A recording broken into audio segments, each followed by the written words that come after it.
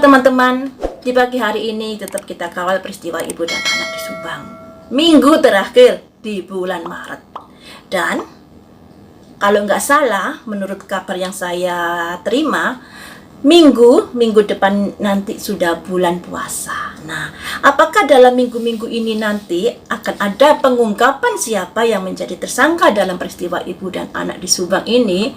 Ya, semoga saja kita tunggu ya. Harapan kita secepatnya, kalau bisa ya dalam minggu ini. Tapi kalau nggak bisa ya apa boleh buat ya.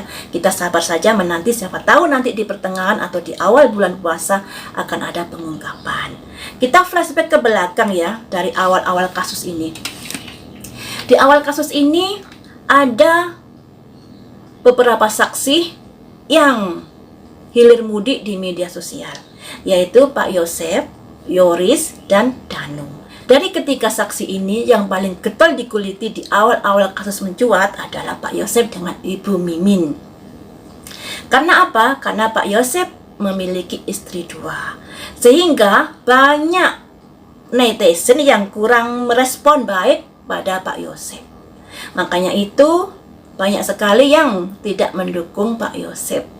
Tapi dalam peristiwa perampasan nyawa ini tidak ada yang namanya dukung-mendukung sebenarnya ya. Kita harus objektif dalam menilai seseorang. Nah, Pak Yosef ini berhubung memiliki istri dua, makanya banyak kecurigaan netizen pada Pak Yosef. Apalagi Pak Yosef juga orang pertama yang datang di pagi hari itu, versi media sosial ya. Namun makin kesini pemberitaan Pak Yosef lebih berimbang lagi. Tidak seperti di awal-awal kasus ada uka-uka dan lain sebagainya. Bahkan ada yang kesurupan langsung nyolot nama Pak Yosef. Dan itu juga kurang bagus karena tidak mengedepankan asas praduga tidak bersalah. Nah, dari Pak Yosef ini yang membuat semakin disudutkan karena ada bercak darah di jaketnya. Dan bercak darah ini konon pengacaranya Pak Yosef mengatakan, ketika Pak Yosef tiba di TKP, dia melepas jaket dan diletakkan di sebuah kursi. Kemudian hal itu membuat kita menjadi berprasangka, berasumsi liar dan macam-macam. Dan masalah jaket ini juga dikuatkan oleh keterangannya si Danu. Katanya Danu waktu Pak Yosef pergi ke rumahnya memberitahukan kalau di rumah TKP ada penculikan, rumah berantakan, si Danu ini melihat Pak Yosef memakai jaket. Danu menurut keterangannya sedang pura-pura tidur. Dari pura-pura tidur kemudian bangun, kemudian keluar rumah, kemudian membawa sepeda motor. Apakah bisa melihat Pak Yosef memakai jaket? Nah, ini yang menjadi tanda tanya ya guys. Karena untuk bangun sampai keluar rumah, sampai membawa motor, tentunya ini butuh waktu beberapa detik atau beberapa menit. Nah, apakah waktu Pak Yosef mendatangi rumah Danu itu, dia berhenti sebentar, menunggu Danu keluar rumah, ataukah langsung bablas menuju ke Polsek Jalan Cagak? Nah, ini yang kita nggak tahu. Tapi guys, Danu di pernyataan yang lainnya mengatakan dia menuju TKP pagi itu dan sudah ada Pak Yosef di situ, juga sudah ada warga. Nah, kemudian Danu juga masuk bareng-bareng Pak Yosef dan keluarnya juga bareng-bareng Pak Yosef, maksudnya masuk dan keluar TKP. Tapi di dalam bukti CCTV yang sudah diberitahukan oleh pengacaranya Pak Yosef, pihak kepolisian sudah memiliki CCTV dari aktivitas Pak Yosef pagi di tanggal 18. Dari keberangkatan ke rumah Ibu Mimin sampai ke TKP jam berapa. Nah, dari rumahnya Danu, kemudian Pak Yosef langsung ke Polsek menurut CCTV-nya seperti itu. Jadi, kalau kita menurut versinya Danu kan begini. Dari rumah Danu, Pak Yosef dan Danu menuju ke TKP. Di situ ada warga dan mereka masuk ke TKP. Ini kalau versinya Danu menurut keterangannya. Tapi kalau menurut CCTV, Pak Yosef dari rumah Danu tidak ke TKP lagi, tapi langsung melaporkan ke Polsek Jalan Cagak, kemudian dengan Polsek Jalan Caka itu mereka bareng-bareng ke TKP. Nah, ini tentunya yang lebih kita percayai adalah jejak digital, ya. Ada CCTV-nya karena ada CCTV-nya. Kemudian dari Pak Yosef sudah kita bicarakan, kita beralih ke Yoris. Saya mengulas ini berdasarkan usia, ya, berdasarkan usia. Dari Pak Yosef kita beralih ke Yoris. Yoris sebenarnya tidak ada bukti di TKP. Dan saya rasa Yoris ini lebih aman daripada Pak Yosef dengan Danu. Tapi saat ini Yoris ini sangat-sangat marak dibicarakan di media sosial. Dikarenakan satu, Yoris sudah mengatakan masalah kunci mobil Alphard yang pada akhirnya dikoreksi lagi. Dan itu membuat netizen menjadi curiga. Kemudian Yoris juga ada Facebooknya yang dikuliti lagi sampai tahun berapa itu, yang ada status yang kayak curhat dan menjadikan gorengan dari netizen yang begini, yang begini, yang begitu. Yang semuanya itu memang bisa dijadikan petunjuk. Facebook bisa dijadikan petunjuk.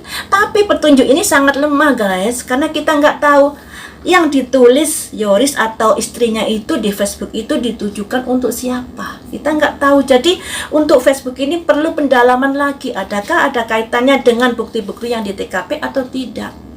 Nah, kemudian dari Yoris ini dikuliti oleh netizen karena setelah dia bersama Danu satu tim pengacara, dia menyeberang ke pengacara bapaknya.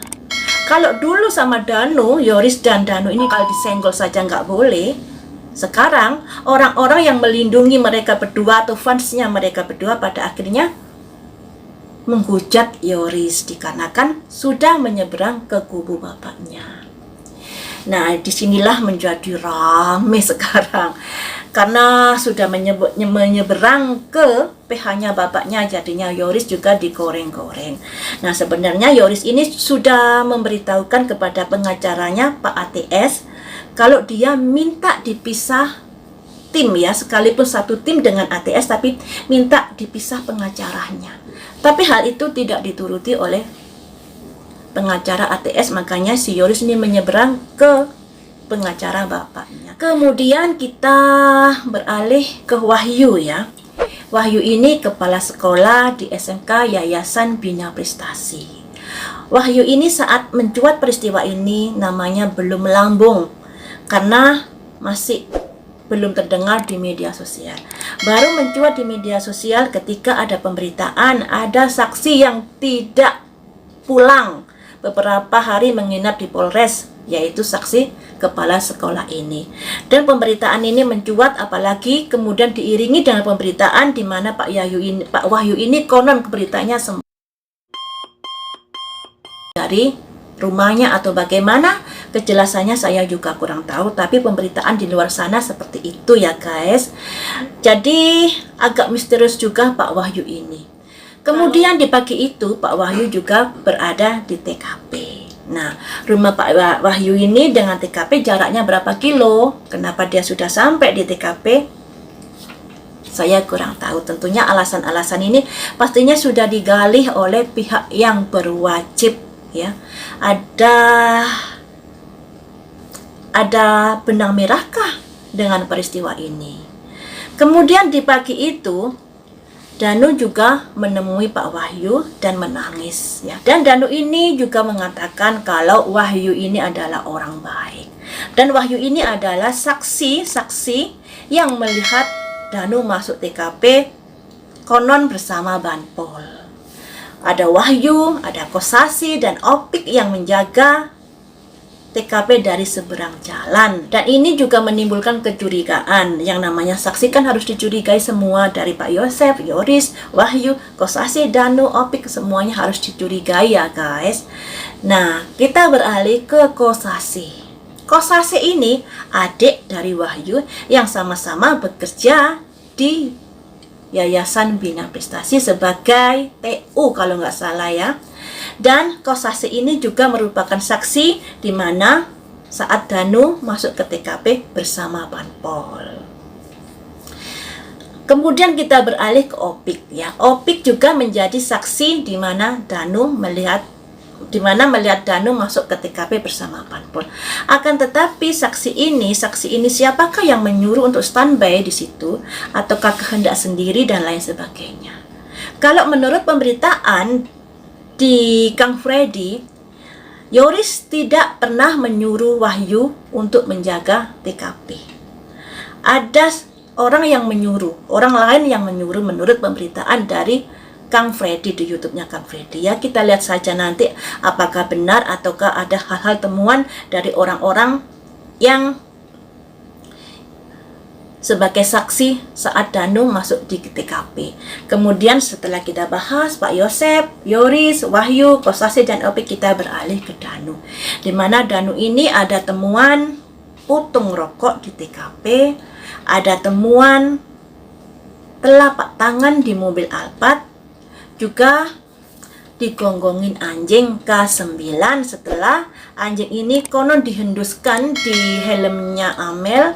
Kemudian disuruhlah anjing itu untuk melacak dari beberapa saksi ini yang sudah disiapkan. Dan Danu ini juga memiliki alibi-alibi untuk mematahkan putung rokok, telapak tangan, dan saat digigit anjing. Saat digigit anjing inilah baru mencuat keterangan Danu tentang Panpol tersebut. Tadinya pemberitaan Panpol tidak ada dan juga tidak di BAP. Jadi pemberitaan Panpol ini saat Danu ngomong ada Panpol itu masih belum masuk BAP. Baru masuk ketika pemberitaan ini rame. Konon beritanya seperti itu ya guys. Namun ini masih pemberitaan-pemberitaan dari media sosial. Kita nggak tahu kebenarannya seperti apa dan lain sebagainya. Dari ulasan saya ini tentunya kita juga belum tahu siapa yang layak diangkat menjadi tersangkanya. Karena yang namanya saksi semuanya masih belum aman. Baik Pak Yosep, Yoris, Kosasih, Wahyu, dan Danu dan lainnya masih belum aman. Tentunya akan ada pembuktian dari pihak kepolisian. Apa yang diomongkan mereka ini sesuai enggak dengan bukti CCTV, sesuai enggak dengan hal-hal temuan di TKP. Karena Pak Polisi sudah mewawancarai atau memiliki saksi sebanyak 100 lebih. Dan ada temuan barang bukti 200. Tentunya sangat bekerja keras pihak yang berwajib ini. Berhubung ini pelakunya berjamaah, pastinya polisi ini memantangi satu persatu orang yang dicurigai. Nah, di sini tetap kita kedepankan asas praduga tidak bersalah. Saya hanya mengingatkan kejanggalan-kejanggalan dari mereka ini, dan kita tunggu saja dari pihak yang berwajib siapakah yang akan menjadi tersangka dalam peristiwa ini ya guys. Peristiwa berjamaah pastinya akan ada banyak orang yang akan diciduk nantinya. Kita tunggu saja siapa sajakah mereka, dan semoga cepat terungkap peristiwa ini, tidak pakai lama ya. Baiklah teman-teman, sampai di sini dulu. Lain waktu kita sambung lagi dengan pembahasan yang lainnya. Terima kasih sudah setia menonton di channel saya.